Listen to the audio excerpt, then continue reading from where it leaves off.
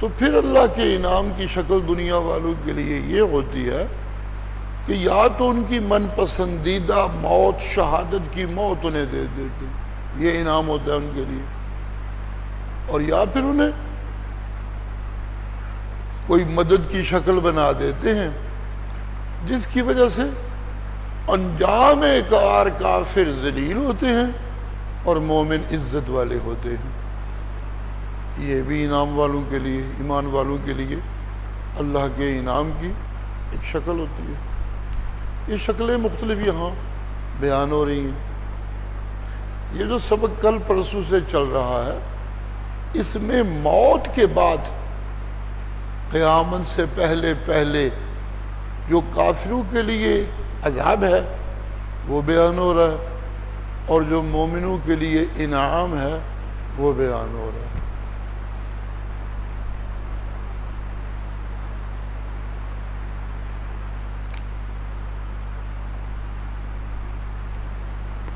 اور موت کے بعد جن لوگوں نے قیامت کے دن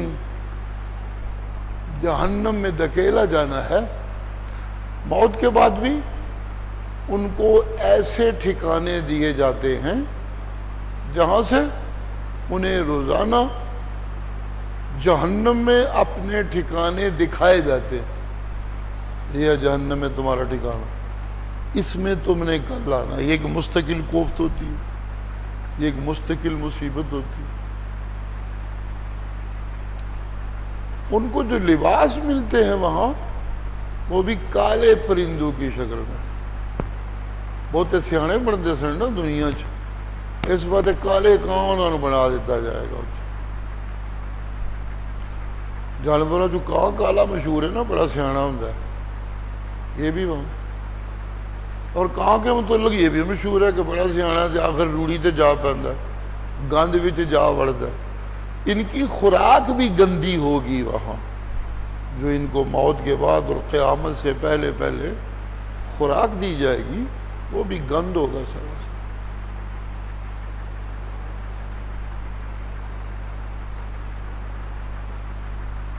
اور جو بنیادی تکلیف ہے وہ یہ کہ النار یعرضون علیہا غدوا وعشیا، صبح بھی اور شام بھی انہیں پیش کیا جائے گا جہنم پہ، اور انہیں دکھایا جائے گا یہ ہیں تمہارے ٹھکانے۔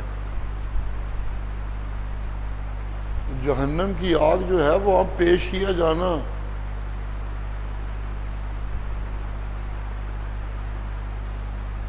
میرے مرشد کریم سرکار دو عالم صلی اللہ علیہ وسلم ایک دن تشریف فرما تھے، صحابہ کی محفل تھی، ایک بہت بڑی آواز آئی، دڑام، جیسے دھماکوں کی آوازیں ہوتی ہیں۔ سارے حیران ہوں گے یہ کس کی آواز ہے؟ تو مرشد کریم نے فرمایا جانتے ہو کس کی آواز ہے؟ نہیں یا رسول اللہ آپ بھی بتائیں۔ تو آپ نے فرمایا آج سے 70 سال پہلے ایک پتھر لڑکھایا گیا تھا جہنم کے اوپر کے کنارے سے، 70 سال پہلے، آج وہ نیچے گرا ہے تو اس کی آواز آئی ہے 70 سال کے بعد۔ اتنی گہری ہے جہنم، اوپر سے چیز نیچے جاتے جاتے 70 سال لگتے ہیں۔ حالانکہ چیزوں کو جب اوپر جانا ہوتا ہے تو وہ رفتار تھوڑی ہوتی ہے، جب نیچے آتی ہیں پھر تو رفتار بہت تیز ہو جاتی ہے۔ ایک ان کا اپنا وزن ہوتا ہے، اس سے گر رہی ہوتی ہے، اور پھر نیچے سائنسدان کہتے ہیں کشش سکل ہوتی ہے نچلی چیزوں میں، تو وہ ڈبل قوت ہو جاتی ہے ان کے گرنے کی، تو پھر بڑی تیزی سے وہ گرتی ہے۔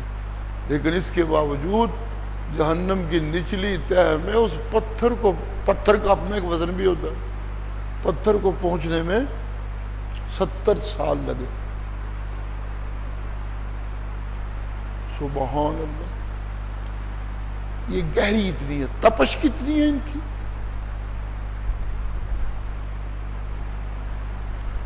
قرآن مجید میں آتا ہے تطلع علی الافئدہ،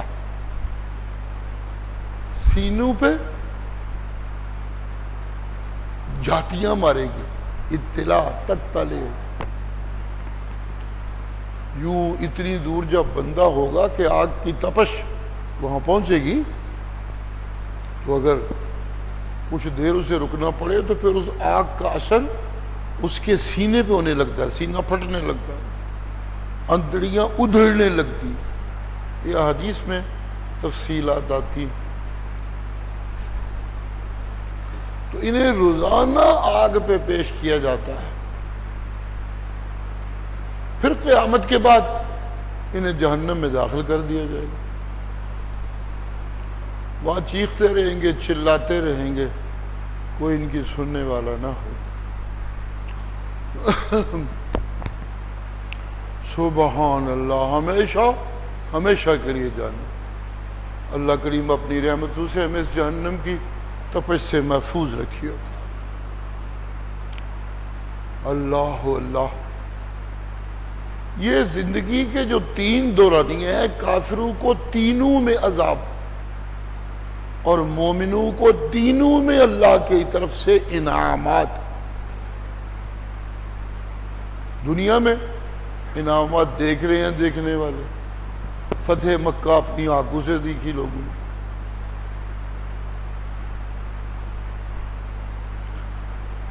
بدر کی فتوحات لوگوں نے اپنی آنکھوں سے دیکھی. مدینے کی سلطنت، اس کی برکات لوگوں نے اپنی آنکھوں سے دیکھی.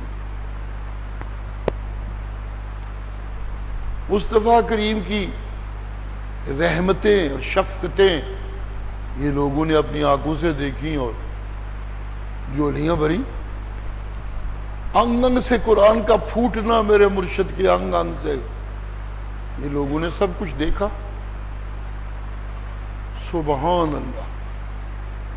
تو یہ دنیا میں جو نعمتیں انعامات ملتی ہیں وہ دیکھنے والوں کو دیکھنے کو مل جاتی ہیں. بعض دیکھ نہیں سکتے تو انہیں یقینی ذرائع سے سننے کو مل جاتی. جیسے ہمیں صحابہ کی عزتیں، صحابہ کی فتوحات، حضرت سعد، حضرت خالد بن ولید، حضرت ابو عبیدہ، یہ سب ان کے کارنامے ہم نے یقینی ذرائع سے سنے اور آج ہمیں یقین ہے کہ یہ عزتوں والے لوگ تھے. اللہ نے ان پہ انعام کیا، انہیں دنیا میں عزت بخشی. یہ دیکھنے سننے کو ملتا ہے. قرآن مجید میں بھی ان کا تذکرہ یوں ہے: والذین آمنوا وہاجروا وجاہدوا فی سبیل اللہ اولئک هم المؤمنون حقا لہم مغفرۃ ورزق کریم. سبحان اللہ. جو لوگ ایمان لائے میں اللہ کی وحدانیت پہ، میرے نبی کی رسالت و سنت پہ، میری کتاب پہ، قیامت کے دن کی حاضری پہ، جو لوگ ایمان لائے پھر انہوں نے اس ایمان کے تقاضے عملی شکل میں پورے کیے تو ان پہ تکلیفیں اور مصیبتیں ڈھائی گئیں، حتیٰ کہ انہیں وطن چھوڑنا پڑا. چھوڑ گئے، پرواہ نہیں کی انہوں نے. وطن کیا ہوتا ہے؟ وطن تو ہمارا جنت ہے، وہاں جگہ بنے گی. یہاں سے ہجرت سے کوئی سودا مہنگا نہیں ہے. صدیق اکبر پوچھتے تھے سرکار دو عالم سے، یا رسول اللہ سارے پہ جانے نے منو اجازت کدوں ملنی؟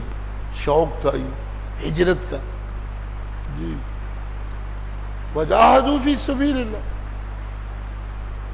ہجرت میں سب کچھ چھوڑ چھاڑ کے چلے گئے تھے. باقی مدینے میں جو کچھ ہوا پھر جہاد کر کے وہ سب کچھ قربان کرنے پہ تل گئے. اولئک هم المؤمنون حقا. یہ ہیں سچے مومن جن کے ایمان کی سچائی کا گواہ میں خود اللہ بن رہا ہوں. اور پھر ان کا انعام یہ ہے لہم مغفرۃ، ان کے لیے میری مغفرت یقینی.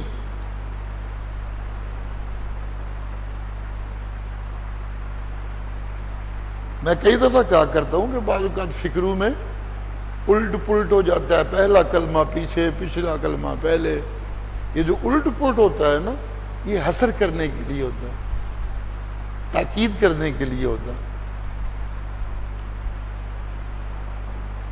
مغفرت لہم کی بجائے لہم کو پہلے کیا گیا اور مغفرت پیچھے گئی.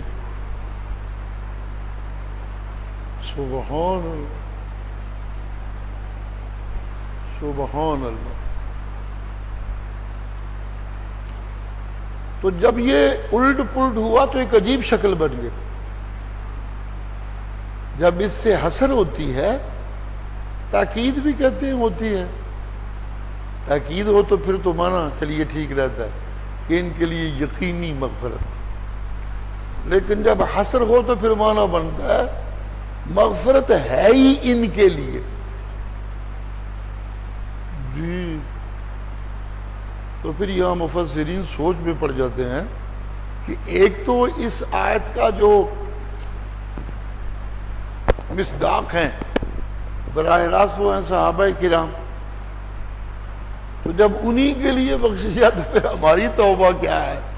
ہم کیسے توبہ کریں گے؟ مغفرت جب ہے ہی ان کے لیے، کسی اور کے لیے ہے ہی نہیں، تو ہماری توبہ سے مغفرت کیسے ہوگی؟ تو اس کا خوبصورت جواب یہ ہے کہ ان کے لیے مغفرت ہے، ہمارے لیے توبہ ہے. یہ دو الگ چیزیں ہیں. توبہ تو مغفرت کا وسیلہ ہے. توبہ تو رب کی مغفرتوں کا ایک دروازہ ہے. کسی کے لیے دروازہ کھول دینا اور بات ہے اور کسی کو معاف کر دینا اور بات ہے. لہم مغفرت، مغفرت ہے ہی ان کے لیے. اب اس کا معنی یہ بنے گا کہ جن کے لیے توبہ کا دروازہ کھلا ہے ان کی بھی مغفرت تو ہوگی، لیکن وہ مغفرت کیا ہے؟ مغفرت تو یہ ہے جو ان کو ملے گی. یوں مغفرت کا حسن، اس مغفرت کا کمال، اس مغفرت میں جو فضائل ہیں وہ. اور میں نالائق کبھی کبھی یہاں یوں کہا کرتا ہوں کہ قصہ اصل میں یہ ہے کہ مغفرت کے باب میں اللہ کریم نے جو درجے بنائے ہوئے ہیں نا اپنے ہاں، یہ شروع ہوتا ہے کام معصومیت سے، اس کے بعد نمبر آتا ہے محفوظیت کا، اور اس کے بعد نمبر آتا ہے پھر مغفوریت کا. جی سبحان اللہ. معصومیت یہ ہے کہ اللہ اس سے گناہ ہونے ہی نہیں دیتے. معافی معافی، جب گناہ ہی کو نہیں تو پھر معافی معافی، سیدھی سادی. نمبر دو درجہ یہ ہے کہ جن سے کچھ ہو جاتے ہیں ان کو توبہ کرنے کی جلدی ہوتی ہے کہ فٹافٹ توبہ کریے، ہو گیا. لیکن رب کو ان کو معاف کرنے کی جلدی ہوتی ہے. تو یہ ایک مقابلہ ہو جاتا ہے بندے کا اور رب کا. جیتنا تو رب نہیں ہوتا ہے. یہ محفوظ وہ لوگ ہوتے ہیں جو ابھی توبہ کرتے نہیں کہ اللہ پہلے ہی انہیں معاف کر دیتے. جی یہ ہے لہم مغفرت. جن کو توبہ کے بعد مغفرت ملی بڑا ہی نام ہے، لیکن انہوں نے کیا موجہ جنہیں توبہ بعد کی تھی مغفرت پہلے مل گئی. جی سبحان اللہ. یہ رب کے علموں کی بات ہے. اصل میں یہاں معاملہ ہے رب کے علم کا. رب نو پتا ہے نا معافی منگنی ہے تو میں دینی ہے، پھر انتظار قیدا جاؤ معاف کیتا تو آنے. یہ رب کے علم کا معاملہ ہے. سبحان اللہ سبحان اللہ.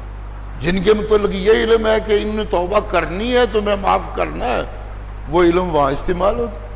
وہ توبہ کرتے ہیں تو اللہ فٹ معافی دے دیتے ہیں، کوئی دیر نہیں لگتی.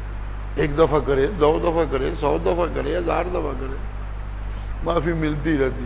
لا تقنطوا من رحمت اللہ. سبحان اللہ. مذاق نہ بنا لیں توبہ کو.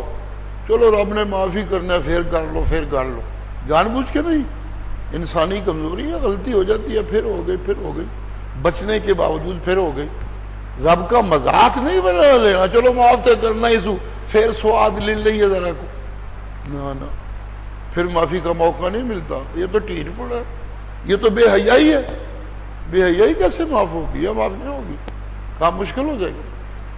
ہاں انسانی کمزوری کی وجہ سے بچنے کے جذبوں اور ارادوں کے باوجود پھر ہو جاتا ہے، پھر ہو جاتا ہے، پھر ہو جاتا ہے، معافیاں ملتی رہتی۔ سبحان اللہ، یہ تیسرا درجہ میرا خیال ہے ہمارا ہے، اللہ ہمیں اس میں بھی رکھے تو اس کی رحمت ہے، اس کی مہربانی ہے، کیونکہ دوسرا درجہ تو انہوں کا ہے جنہوں نے براہ راست مجسمہ ہدایت کو دیکھا، چلتی پھرتی ہدایت کو دیکھا، بولتی ہدایت کو سنا۔ ہم چونکہ براہ راست سے محروم ہیں، اس لیے ہم ان کے مرتبوں تک پہنچ ہی نہیں سکتے، جو مرضی ہم کرتے رہیں۔ ساری کائنات دے اولیاء ایک پاسے تے ابو بکر ایک پاسے، جی سبحان اللہ، سبحان اللہ۔ یہ دنیا میں انعامات مومنوں کے لیے یہ ہوتی شکل۔ پھر یہاں سے بات جو زمانہ ہے قبر کا اور قیامت کا، یہ زمانہ ہے ایک، اس زمانے میں بھی مومنوں پہ انعامات ہی انعامات ہیں۔ کل بھی میں نے ذکر کیا تھا، خوبصورت ٹھکانہ، خوبصورت بستر، خوبصورت رزق، خوبصورت جسم اور خوبصورت ساتھی اور بے بہا اللہ کی رحمتوں کی شکلیں، یہ قیامت تک جاری رہیں گی۔ یہ انعامات مومنوں پہ موت کے بعد قیامت کے زمانے تک ہوتے ہیں، پھر اس کے بعد قیامت سے آگے کا زمانہ ہے، وہ لمبا زمانہ ہے جس نے ختم ہونے پہ شاید آنا ہی نہیں۔ ہمارا علم اتنا ہی ہے، بات کا علم رب جانے۔ سبحان اللہ۔ وہاں تو پھر نعمتیں ہی نعمتیں۔ مرشد نے معراج کی رات وہاں دیکھا، ہمیں بتایا کہ دودھ کی نہریں چل رہی، شہد کی نہریں چل رہی، چشمے ہیں شہد کے، کھجوروں کے باغ ہیں، انگوروں کے باغ ہیں، بڑے بڑے محلات ہیں، جی وغیرہ وغیرہ وغیرہ، بڑی نعمتیں ہمارے لیے۔ حدیث میں آتا ہے درخت ہوگا، یہاں پھل لگے ہوں گے، مومن بیٹھا ہوگا اپنے ٹھکانے پہ، کھانتے دل کرے گا کہ پھل خود انج جھک کے نیڑے آ جائے گا۔ سبحان اللہ، کیا انتظامات ہوں گے مومنوں کے لیے۔ تائیں بسال علیہ استاد کہتے ہیں اتھے چل کے کسرہ کڈا گے انشاءاللہ، جی بڑیاں موجیں ہوں گی، بہت موجیں ہوں گی۔ تینوں جو ادوار ہیں زندگی کے، ان میں انعامات مومنوں کے لیے، اور تینوں ادوار میں عذاب کافروں کے لیے۔ دنیا کے انعامات و عذاب بھی لوگوں نے دیکھے، فرعون سے جو کچھ ہوا، نمرود سے جو کچھ ہوا، ابو جہل کے ساتھ جو کچھ ہوا، وہ دیکھنے والے نے اپنی آنکھوں سے دیکھا۔ قیامت کے دن بھی ایک دوسرے کو دیکھیں گے، اسی لیے قیامت کے دن کو یوم التناد بھی کہا جاتا ہے۔ جنتی کچھ جہنمیوں کو پہچانیں گے تو ان کو آوازیں ماریں گے اونچی اونچی، جہنمی ان کو پہچان کے ان کو اونچی اونچی آوازیں ماریں گے، جہنمی فرشتوں کو اونچی اونچی آوازیں ماریں گے، فرشتے ان کو اونچی اونچی آواز۔ یوم التناد، ایک تذکرہ یہاں بھی ہے یوم التناد کا۔ جو لوگ مولویوں، جاہل مولویوں اور خام پیروں کے پیچھے لگے ہوئے ہیں، یہ ان کو آوازیں ماریں گے، وہ ان کو آوازیں ماریں گے۔ یوں ہوگا یوم التناد، جی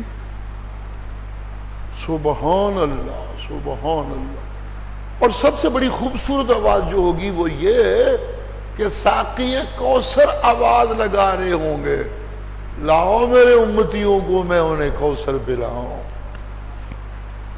اللہ ہمیں ان آوازوں میں شامل کر دے۔ یہ ہوگا یوم التناد۔ یہ انعامات ہیں جو وہاں ملیں گے اور لوگ اپنی آنکھوں سے دیکھیں گے۔ ابو بکر میرے مرشد کے دائیں بیٹھے ہوں گے، صدیق اکبر، حضرت عمر بائیں بیٹھے ہوں گے، میرے مرشد کے ہاتھ میں جھنڈا ہوگا، لواء الحمد، سبحان اللہ۔ یہ سب کچھ آنکھوں سے دیکھا جائے گا. ہم دنیا والے جی جو درمیان کا زمانہ ہے نا، اس میں جو انعامات ہو ان کو ہم دیکھ نہیں سکتے. کل بھی میں نے بتایا تھا کہ برزخ کیا ہوتا ہے، نہ آواز ادھر سے ادھر آتی ہے، نہ ادھر سے ادھر جاتی ہے، نہ کوئی آواز والا ادھر سے ادھر آ سکتا ہے، نہ کوئی ادھر سے ادھر جا سکتا ہے. موت کا جام پی کے جو بھی اس زمانے میں داخل ہو گیا، میں لفظ زمانہ جو برزخ ہے اس کے لیے زور دے رہا ہوں، پتہ نہیں آپ لوگوں نے توجہ کی کہ نہیں کی. دنیا کے لیے تو ایک مکان ہے، یہ ہمارا مکان ہے دنیا کا، زمین جس کا بستر ہے اور آسمان جس کا چھت ہے. سبحان اللہ. اوف. اور جنت کے لیے بھی ایک مکان تو ہوگا جی. ایک مکان کیا ہوگا؟ جو کہتے ہیں سب سے کمزور جنتی ہوگا، بڑے نچلے درجے کا، اس کا مکان ایک موتی کا بنا ہوا اتنا بڑا ہوگا، اتنے کمرے ہوں گے، اتنے بالا خانے ہوں گے کہ اس میں بندہ گھس کے ایک دروازے سے سیر کرتے کرتے جب دوسرے دروازے سے نکلے گا جی تو اسے 70 دن گزر جائیں گے جی. اتنا بڑا محل ہوگا، چھوٹے سے درجے کے جنت. تو وہاں تو پھر مکانہ کی گل ہی کوئی نہیں نا، بڑے مکان. لیکن یہ جو برزخ کا زمانہ ہے، اس کو برزخ اسی لیے کہتے ہیں. برزخ کا معنی ہے پردہ. ایک تو پردہ یہ کہ وہ ادھر آ نہیں سکتے، ادھر والے وہاں جا نہیں سکتے، وہ ہم سے بات نہیں کر سکتے، ہم ان سے بات نہیں کر سکتے. ایک دن ایک مولوی کج بیسی کرتے مجھ سے پوچھنے لگا، او برزخ ہے کتھے جی؟ آسمانہ تھے کہ زمینہ تھے. اپنی طرف بڑا انہیں نا الجھن بڑھائی سی، جس طرح مولوی یاد ہوتی ہے. جیسے میرے مرشد سے یہودی پوچھتے تھے یہ قبلے بدل تو پہلے دیا زمانہ نمازاں ٹھیک نے تے ہون دیاں خراب نے، تے جو ہون دیاں ٹھیک نے تے پہلے دیاں خراب نے. یہ الجھنیں ڈالتے تھے. اسی طرح کی الجھن. میں نے کہنے لگا جی ہے کتھے دسو تے صحیح.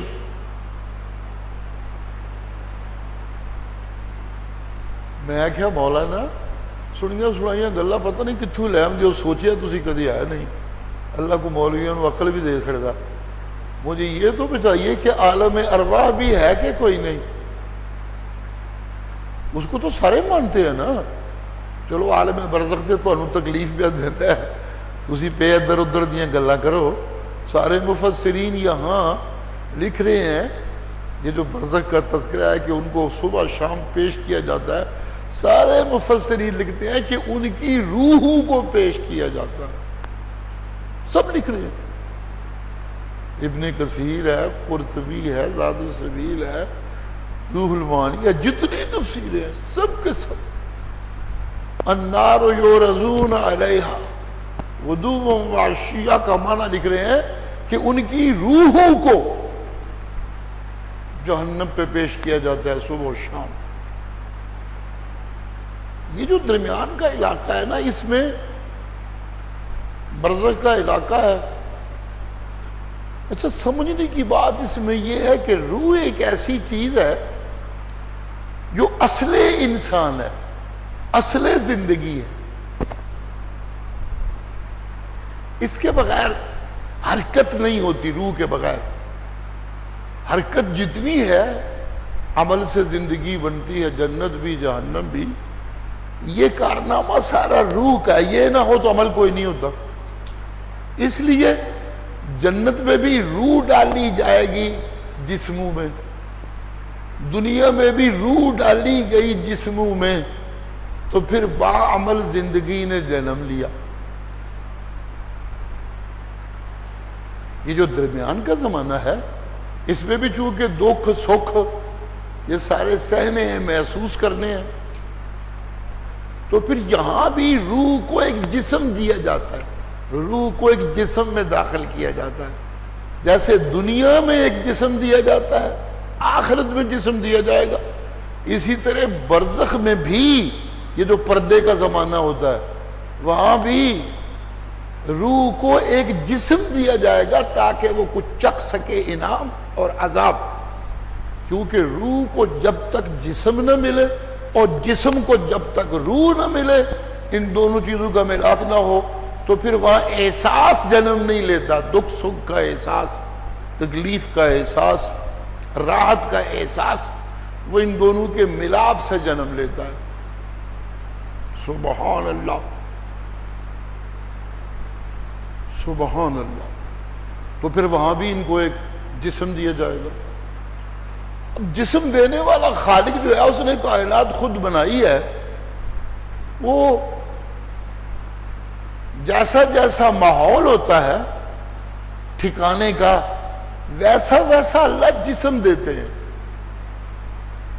یہ جو خلاباز جاتے ہیں نا اوپر چاند کے سفر میں اور مشتری کے سفر میں اور فلاں کے سفر میں، یہاں رہنے والے اپنی مرضی کے لباس پہنتے ہیں، جو مرضی کو پالے، لیکن یہاں رہنے والوں کے لباسوں میں بھی کچھ نہ کچھ فرق بن جاتا ہے۔ جو پہاڑی برفوں میں رہتے ہیں ان کے لباس مستقل اور ہوتے ہیں، وہ ہم جیسے پتلے پتلے لباس نہیں پہن سکتے، ان کے لباس الگ ہو جاتے ہیں۔ جو ریگستانوں میں گرمیوں میں سخت رہتے ہیں جلسنے کے لیے، ان کے لباس اور ہوتے ہیں، یہاں بھی مختلف پکے ہو جاتے ہیں۔ سبحان اللہ۔ اسی لیے جو جسمانیات کے اور جغرافیہ وغیرہ کے ماہر لوگ ہیں وہ کہتے ہیں کہ ہر علاقے میں اس کی ضرورت کے مطابق اور ماحول کے مطابق ایک لباس خود بخود جنم لے لیتا ہے۔ ضرورت ایجاد کی ماں ہے۔ پاکستان کے جو برفالی علاقے ہیں وہاں ایک اور لباس نے جنم لیا، جو ریگستانی ہے وہاں ایک اور لباس، جو کہ وہاں جھلسنا ہوتا ہے تو ان کی عورتیں بھی موٹے موٹے کپڑے تو لمبے لمبے وہاں سراں تے بھی شہواں لئیاں پاریاں پاریاں، تاکہ وہ دھوپ جو ہے وہ جھرجانے سے محفوظ رہے ہم۔ تو وہاں وہ لباس خود بخود جنم لے لیتا ہے۔ برفانی علاقوں میں اون کے، یہ بکریوں کے اون کے اور خود اونے، ان کے لباس بنائے جاتے ہیں۔ ہمارے علاقوں میں کچھ پتلے کچھ ذرا ایسے لباس بنائے جاتے ہیں۔ تو یہ جو جغرافیے والے لوگ ہیں اور عمرانیات کے ماہر لوگ ہیں، یہ کہتے ہیں جو علاقہ ہو اس کا جو لباس ہو وہاں وہی پہننا چاہیے۔ پاکستان دے لوگ انگریزاں دیا جھوٹیاں شہواں پانے کو غلط گل ہے، صحیح گل نہیں، کیونکہ ہماری تہذیب نے جس لباس کو جنم دیا ہمارا وہ لباس ہونا چاہیے۔ منو کسی نے بڑی تکلیف ہوتی ہے، نماز جوان اگے کھلوتے ہوندے نے میرے، شکر کریدا چلو رمضان نماز پڑھن آ گئے نے، اتھوں تک نکراں پائیاں اتنے شرٹاں پیڑیاں جیاں پائیاں، رب دے سامنے حاضر پیڑیاں جیاں شرٹاں پیڑیاں جیاں پینٹاں ویکھیاں بھی کراہت محسوس ہوندی ہے۔ اللہ کریم حکم دیتے ہیں یا بنی آدم خذوا زینتکم عند کل مسجد۔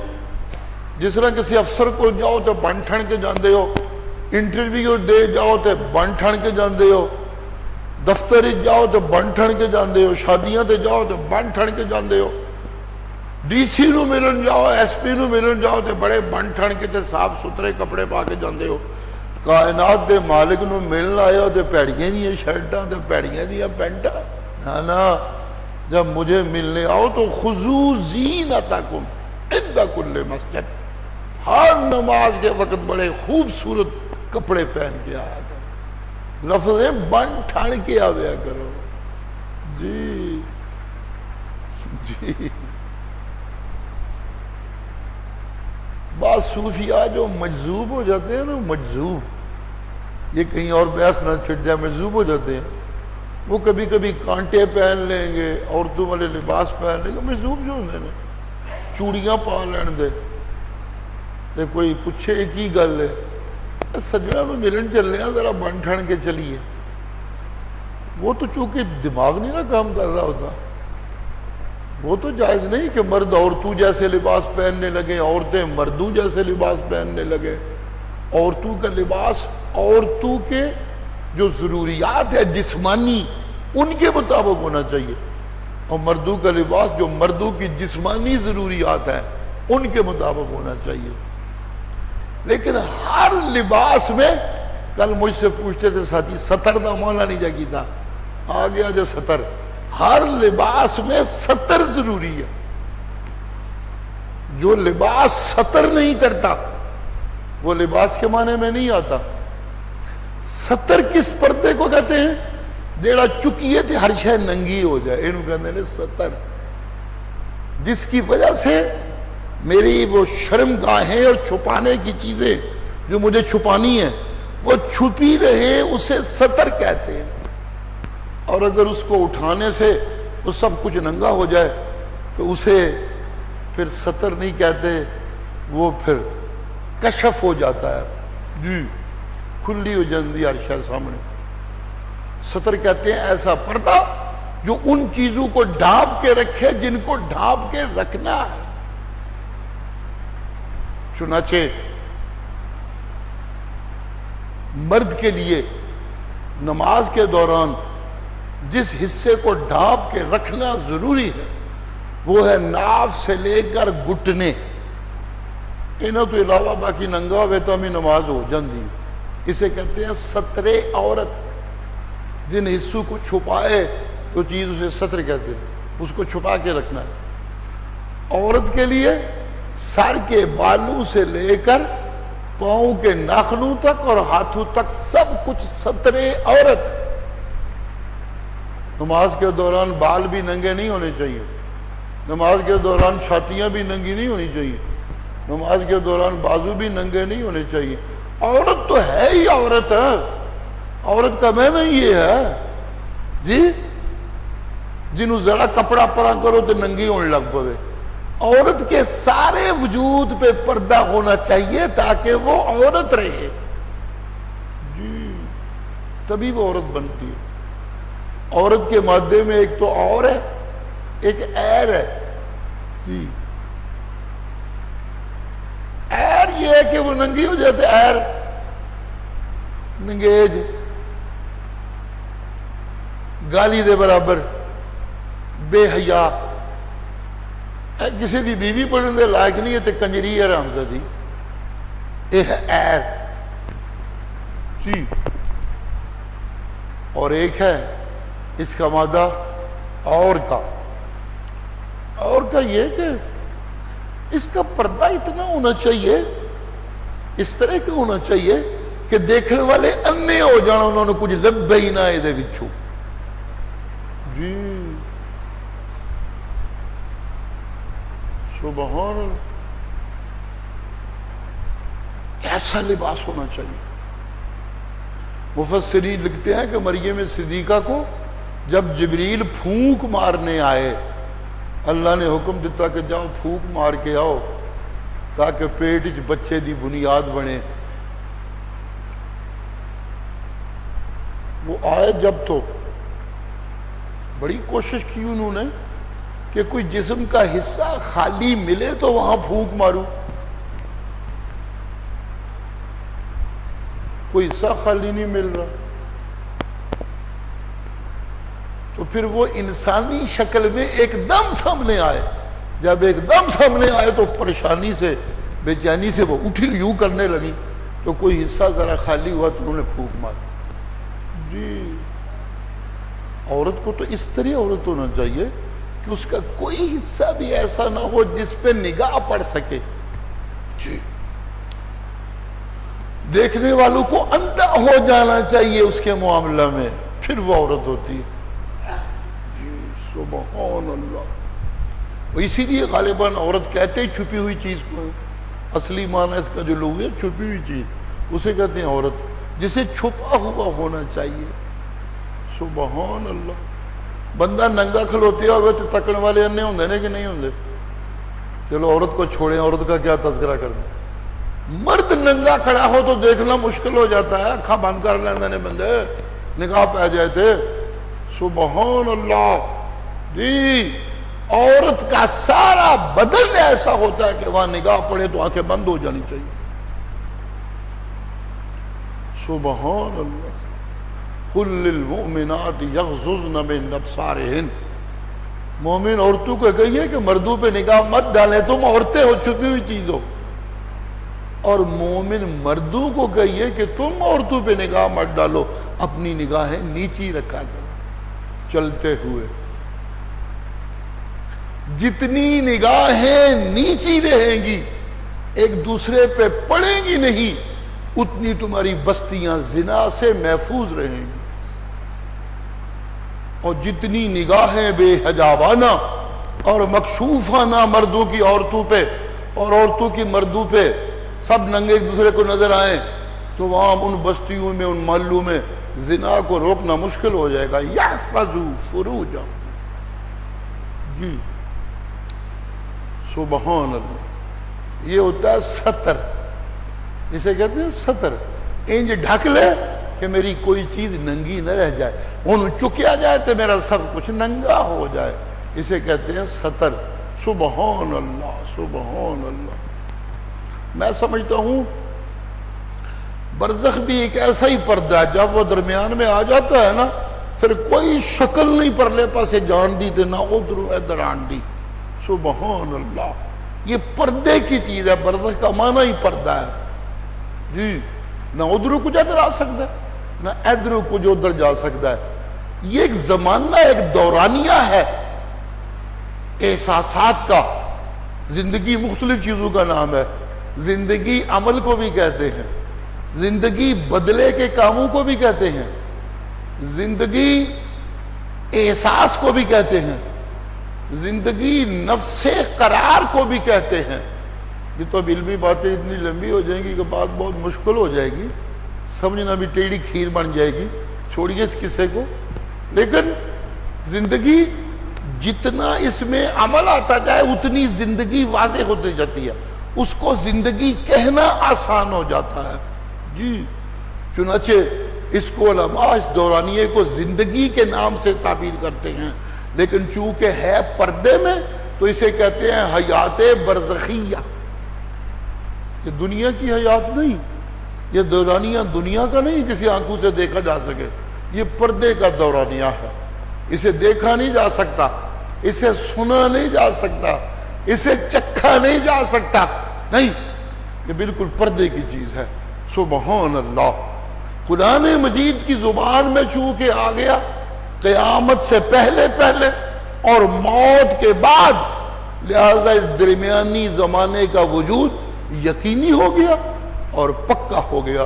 شک کرنے والا قرآن کے مضامین میں شک کرنے والا ہو جائے گا، جی سبحان اللہ۔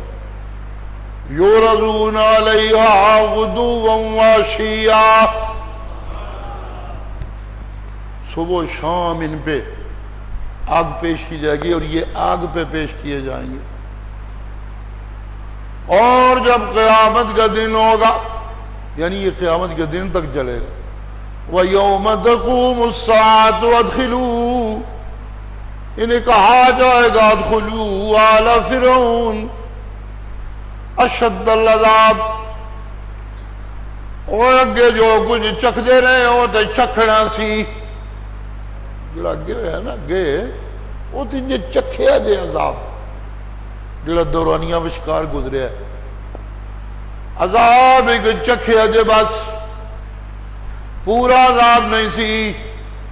دنیا تے بھی جڑے عذاب آمدے نے نا دنیا داراں نو، تے پورے عذاب نہیں، پوریاں سزاواں نہیں، نا نا نا نا، یوم تقوم الساعہ ادخلوا آل فرعون اشد العذاب،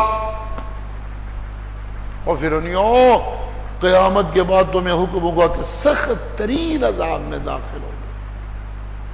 سبحان اللہ۔ مفسرین بھی لکھتے ہیں یہ درمیان کا زمانہ عذاب و ثواب روحوں کو، اصل چیز ہے روح ہے، آخرت کی زندگی بھی روح جسم کے ملاب سے، دنیا کی زندگی بھی روح جسم کے ملاب سے، اور عذاب جو درمیان کا زمانہ جسے عذاب قبر بھی کہہ دیتے ہیں، یہ زمانہ سراسر یہ بھی جسم کے ساتھ ہوتا ہے، لیکن جیسا زمانہ ویسا جسم، دنیا کا زمانہ اور دنیا کا جسم، یہ موت کے بعد اور قیامت تک کا زمانہ، اور وہاں ایک اور قسم کا جسم، اور جب بدلے کا دن آئے گا، جی اصلی بدلے کا دن، مالک یوم الدین، جدوں کرن دے بدلے، کہن دے پورے پورے بدلے ملن گئے، تو پھر دنیا کے جسم کو اللہ کریم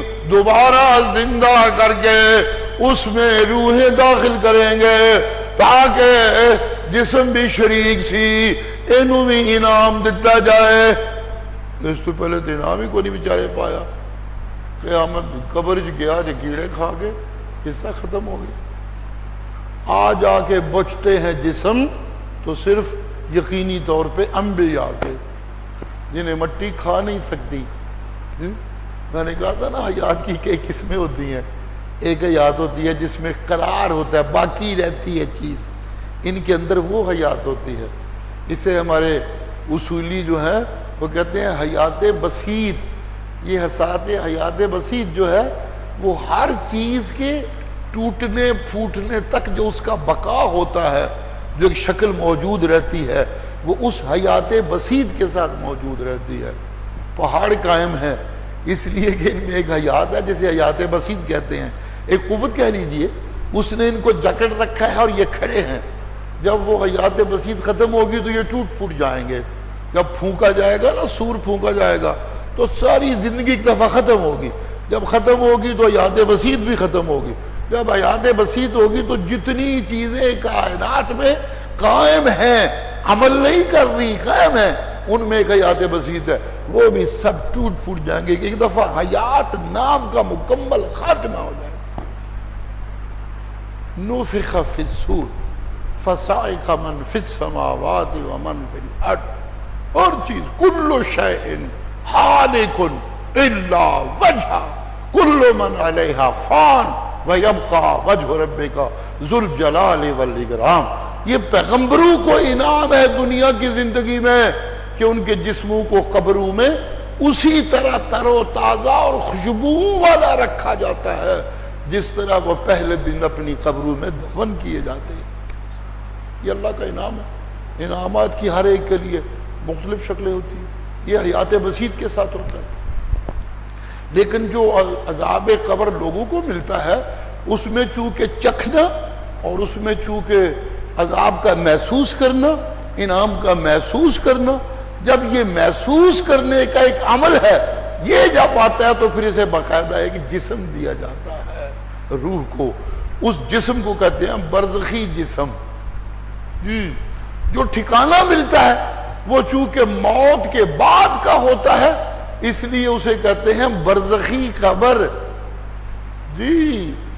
اور جو وہاں جنت کے ماحول ملتے ہیں اسے کہتے ہیں برزخی جنت، اور جو وہاں ملتے ہیں ماحول جہنم کے، صبح شام جہنم کی تلخیاں اور مصیبتیں، اسے کہتے ہیں کافروں کے لیے برزخی جہنم، جی۔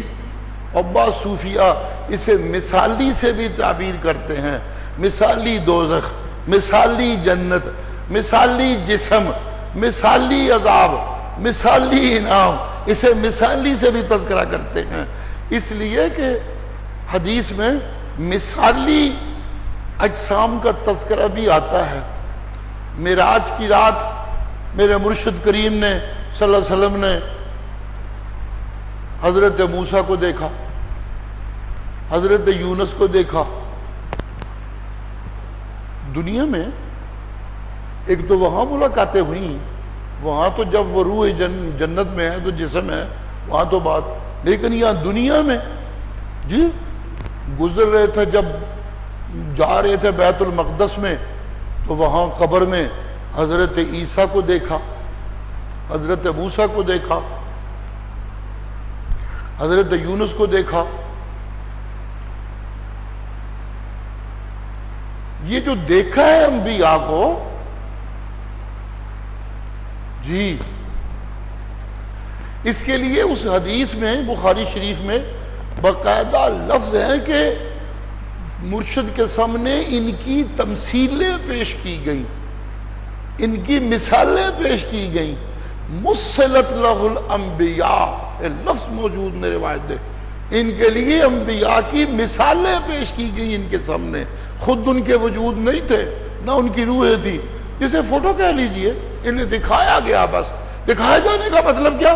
مطلب یہ کہ اگر نمازیں پڑھتے دکھایا گیا ہے تو اس کا مطلب یہ ہے کہ زمانہ تو ان کا چاہے وہ شروع ہو چکا ہے جس میں عمل ایسا کوئی نہیں جس کے بدلے ملے، لیکن انبیاء کے اوپر میں اللہ کا انعام یہ ہے کہ وہ قیامت تک ہے تو خالی جسم، نمازیں پڑھ تو نہیں رہے، لیکن میں نے فرشتوں کو حکم دے رکھا ہے کہ ان کے نامہ اعمال میں نمازیں لکھتے رہو، نمازیں لکھی جا رہی ہیں، ان کے اعمال میں نیکیوں کا اضافہ ہو رہا ہے، جن کو نمازوں میں کمال تھا ان کی نمازیں لکھی جا رہی ہیں، جن کو حجوں میں کمال تھا ان کے حج لکھے جا رہے ہیں۔ حضرت یونس کو بیت اللہ کے طواف کرتے ہوئے دیکھا میرے مرشد نے، ان کو حج میں کمال تھا، ان کو حج کرتے ہوئے دکھایا، ان کے حج لکھے جا رہے ہیں۔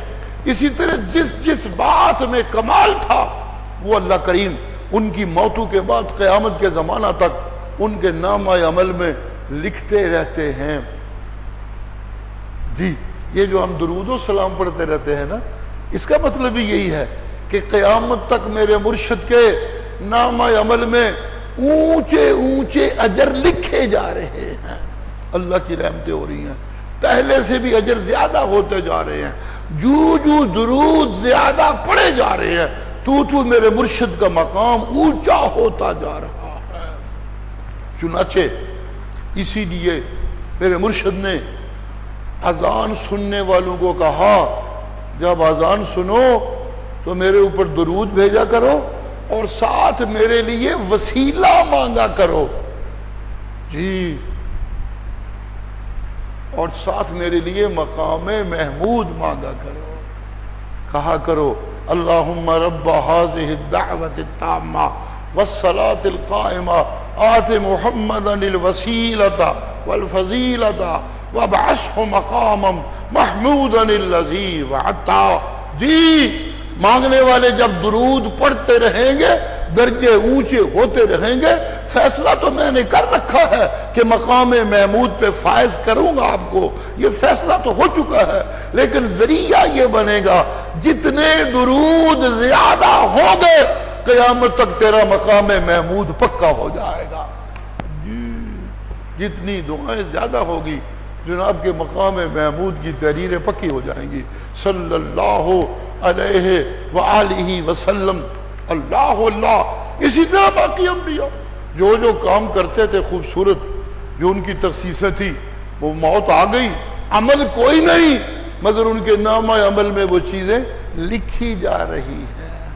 سبحان اللہ، سبحان اللہ۔ حضرت اسماعیل کہتے ہیں صدقے بڑے کرتے تھے، ان کے صدقے لکھے جا رہے ہیں۔ جی حضرت نوح نے اللہ کی توحید کے لیے مارے بڑی کھائی تھی، وہ جو مارو سے درجے بلند ہوتے ہیں کھانے سے، ان کا وہ لکھا جا رہا ہوگا۔ سبحان اللہ، سبحان اللہ۔ آج اگر کوئی مبلغ داعی توحید اللہ کی توحید کی دعوت دیتے دیتے سب ساتھ چھوڑ جاتے ہیں مگر وہ تنہا اللہ کی توحید کی دعوت دیتا رہتا ہے تو اس کی تنہائی سے بھی اس کو درجے ملتے رہتے ہیں۔ جی جس کا مقام تنہائی ہے اللہ کی توحید کی دعائی میں، موت کے بعد اس کی تنہائی کے اجر لکھے جاتے رہیں گے۔ سبحان اللہ۔ خیر چھوڑیے، بات لمبی ہوتی جا رہی ہے۔ اللہ تو یہ زمانہ درمیان کا جو ہے یہ ایک زمانہ ہے، اس میں دکھ سکھ ہے جیسے عالم ارواح ہے۔ اللہ اسی لیے بعض علماء کہتے ہیں کہ یہاں سے جو روحیں نکلتی ہیں یہ عالم ارواح میں جاتی ہیں، وہاں سے ہی آئی ہے۔ جب انہیں جسم سے آزادی ملتی ہے، جب تک اللہ انہیں نیا جسم نہیں دیتے تو ہر چیز اپنے ٹھکانے کی طرف لوٹتی ہے، لہٰذا یہ روحیں بھی عالم ارواح کی طرف لوٹ کے جاتی ہیں۔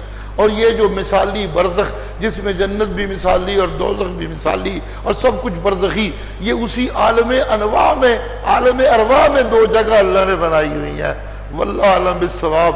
یہ تفصیلات تو صوفیوں کے اپنے جذب ہیں، مگر اتنی بات قرآن میں موجود ہے سیدھا سادہ کہ قیامت سے پہلے موت کے بعد ایک عرصہ ایسا ہے کہ جس میں جن کو عذاب ہونا ہے ان کو عذاب ہوگا اور جن کو ثواب ہونا ہے ان کو ثواب ہوگا.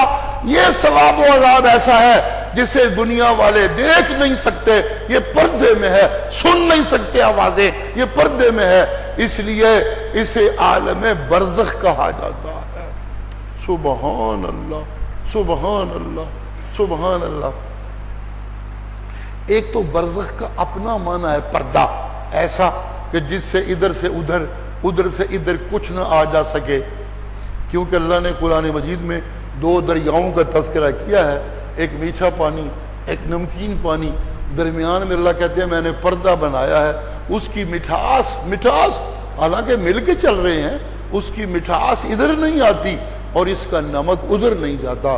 یہ اتنے مضبوط پردے ہوتے ہیں, اتنے گہرے پردے ہوتے ہیں, یہ خود یہ نظر نہیں آتے. مزے کی بات یہ ہے یہ پردے خود بھی نظر نہیں آتے جی, اسی لیے اس کو پردہ مستقل کہتے ہیں. اسی لیے جو ایک پورا دورانیہ ہے اس کو بھی برزخ کہتے ہیں, اور خود جو رکاوٹ ہے پردہ ہے اس کو بھی برزخ کہتے ہیں. سبحان اللہ. جب مر کے جاتے ہیں نا بے ایمان اور شروع ہو جاتا ہے قصہ متکبروں کو سزا کا, جہنم کے دکھاؤں کا, تو پھر رب ارجعون لعلی اعمل صالحا, یہ بھی قرآن میں ہے کیونکہ یہ موت کے بعد کا زمانہ ہے. سبحان اللہ.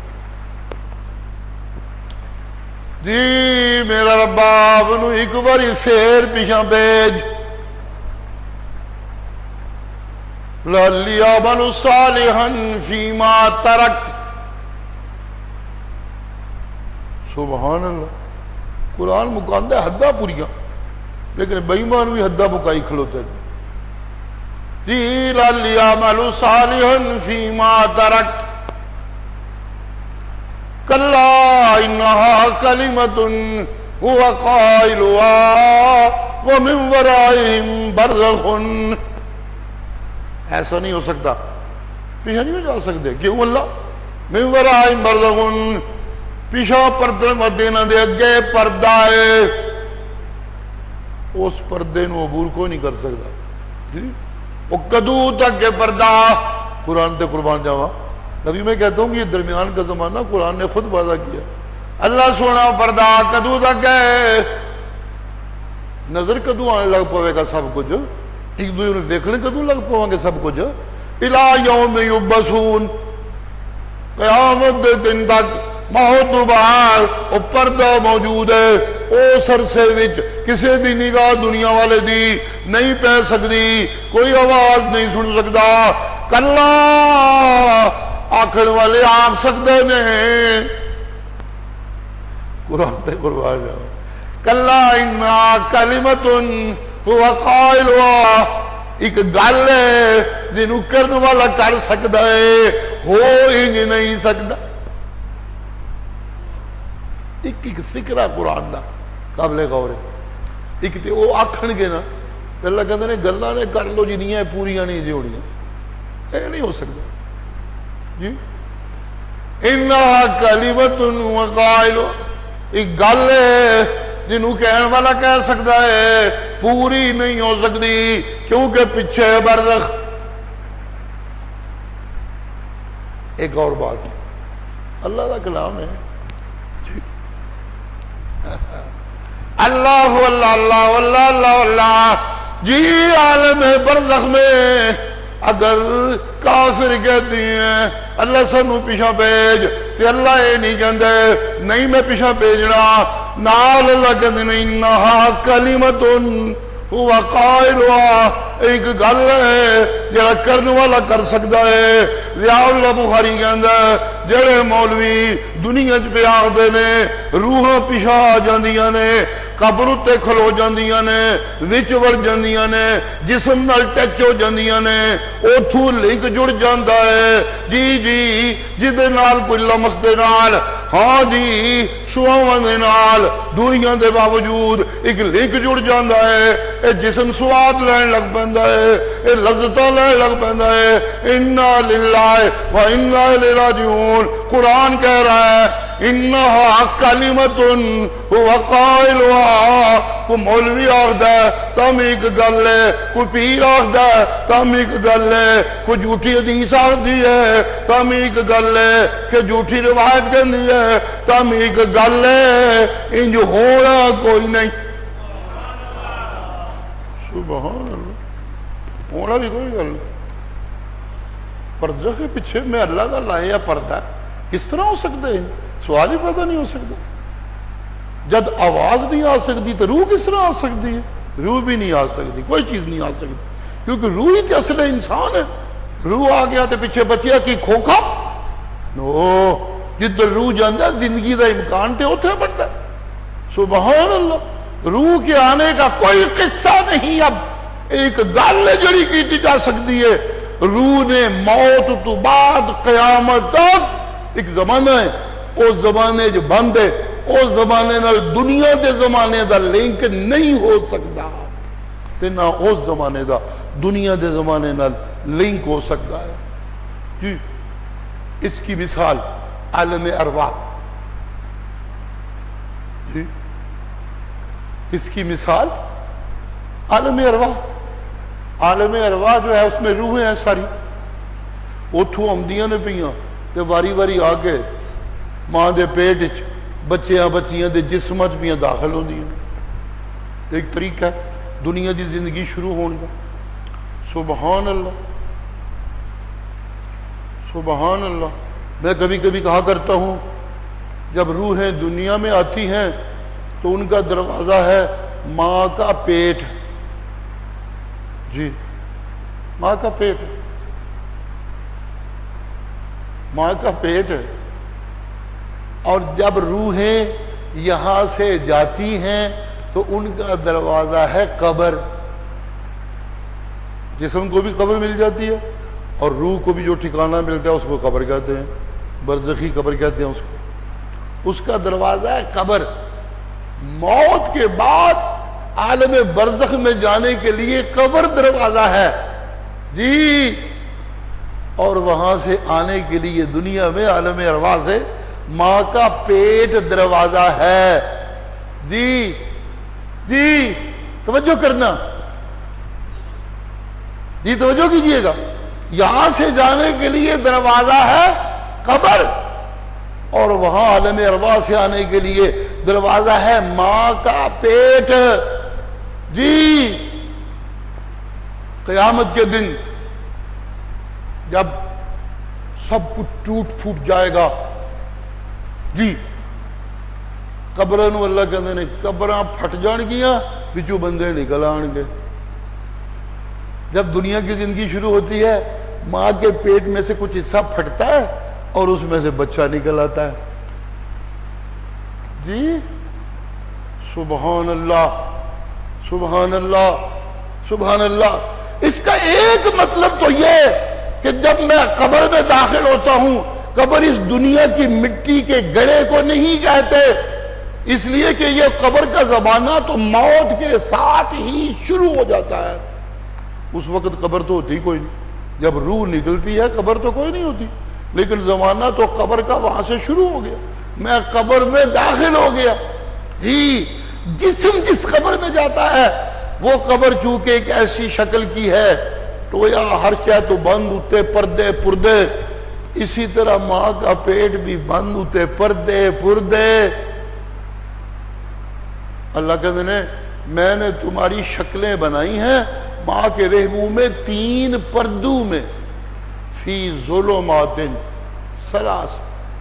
قرآن تے قربان جاوا، اللہ سمجھ دیں، میں نے تمہاری شکلیں بنائی ہیں 3 پردوں میں، 3 اندھیروں میں، جسے نظر نہیں آمدہ پردے۔ کون کون سے؟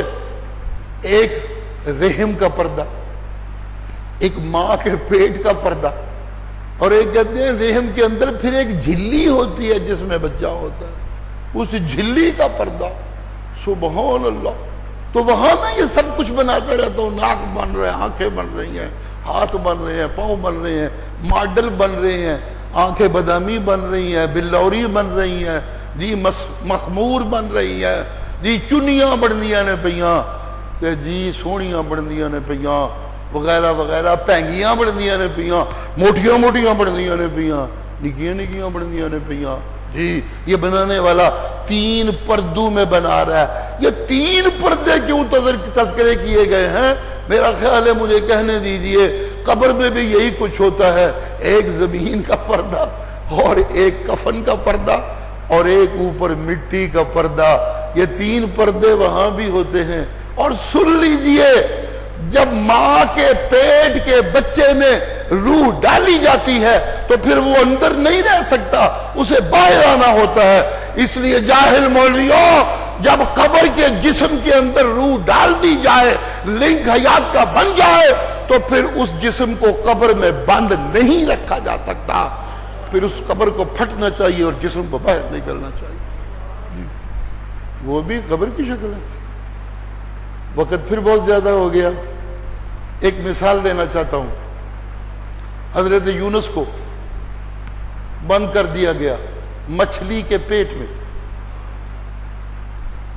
زندہ موجود ہے مچھلی کے پیٹ میں، سبحان اللہ۔ چونکہ زندگی ہے، مچھلی کو حکم ہے ہلنا جلنا نہیں، تھلے جا کے آرام نال بہ جا، میرا پیغمبر ہے، میں انہوں تانگ نہیں کرنا، میں اللہ نے انہوں دکھیا نہیں کرنا، تھلے جا کے بہ جا، ہلی جلی نا، سبحان اللہ۔ وہاں بھی لفظ ہے فی ظلمات، وہاں بھی ظلمات کے لفظ ہے، سبحان اللہ۔ ایک رات کا اندھیرا، ایک سمندر کا اندھیرا، ایک مچھلی کے پیٹ کا اندھیرا، وہاں بھی 3 اندھیرے موجود ہیں، سبحان اللہ۔ ایک زندگی جب قبر جیسے پیٹ میں زندگی، روح موجود جسم میں، جب وہ ہے تو اتنی مشکل میں ہے، اتنی تکلیف میں ہے، اتنے پرابلم میں ہے کہ اللہ کہتے ہیں جے میرے کو معافی نہ منگدا کہ میں قیامت تک انہوں ایک ہی رکھنا سی۔ یہ جو کہا جا رہا ہے، اگر یہ کوئی اچھی شکل ہے، یہ کوئی راحت کی شکل ہے، یہ کوئی عزت کی شکل ہے، کہ اللہ سے ڈراوے دے طور پہ کیوں پہ آہ دینے؟ لولا انہو کان من المسبحین للبث فی بطنہ، اگر یہ لا الہ کی دعائیاں نہ دینے لگتا تو میں اسے پیٹ کے اندر ہی قیامت تک بند رکھتا۔ اللہ اللہ اللہ، جی جی۔ اور پھر فَالْتَقَمَهُ الْحُوتُ وَهُوَ مُلِيمٌ، فَالْتَقَمَهُ الْحُوتُ وَهُوَ مُلِيمٌ، سبحان اللہ۔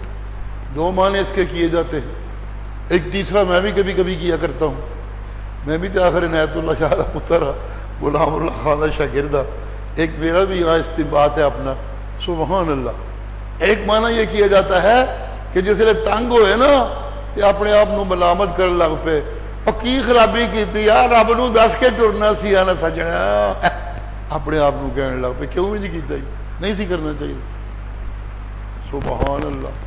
اور ایک یہ کہ ملیم علم سے، جی جو ہی مورا مچھلی کے پیٹ میں گئے، ہوا ملیم دکھیا، دکھی دکھ دکھی دکھ، ذرا مچھلی ہل دی تین جس طرح پسلیاں ٹوٹ چلیاں، سبحان اللہ۔ ہوا ملیم، دکھیا ہی دکھیا، دکھیا ہی دکھیا۔ یہ 2 معنی مفسر کرتے ہیں، اور میں تیسرا کبھی کبھی کیا کرتا ہوں، وہ مچھلی بھی دکھیا لوگو، ہوا ملیم۔ اس مچھلی کو تو حکم تھا کہ میرے پیغمبر کے لیے دعا مغفرت مانگا کرو، میرے پیغمبر کو سلامتی کی دعا مانگا کرو، یہ تو حکم تھا، جی سبحان اللہ۔ آج اس مچھلی کو حکم آ گیا کہ اس کو لقمہ بنا لو، تو جس کے لیے دعائیں مانگتی تھی اسے لقمہ بنا لیا۔ مچھلی نو بھی تکلیف ہے کہ اوہو جدے وقت دعا مانگتی سا انہوں اج منو لقمہ بنانا پہ گیا۔ مچھلی بھی دکھیا، پیغمبر بھی دکھیا، اللہ کہنے میں بھی ایڈا سکھیا کوئی نہیں، جو لا الہ الا انت آکھیا سو میں چک کے باہر لے آتا وا۔ سبحان اللہ سبحان اللہ سبحان اللہ۔ اگر موت آ جاتی تو پھر تو باہر نکالنے کی کوئی ضرورت نہیں تھی، پھر تو باہر نکالنے کی، باہر کیوں نکالا گیا؟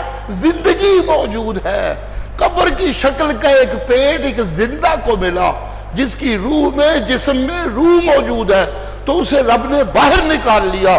اندر رہتا تو اس کے لیے تکلیف تھی، دکھ تھا، پرابلم تھی۔ یہی بات آج اشاعت التوحید کہتی ہے، اگر اللہ کے ولیوں میں مومنوں کی جسموں میں روحیں ہیں ان دنیا کی قبروں میں، تو ظالموں وہ سکھ میں نہیں، وہ مشکل میں ہے۔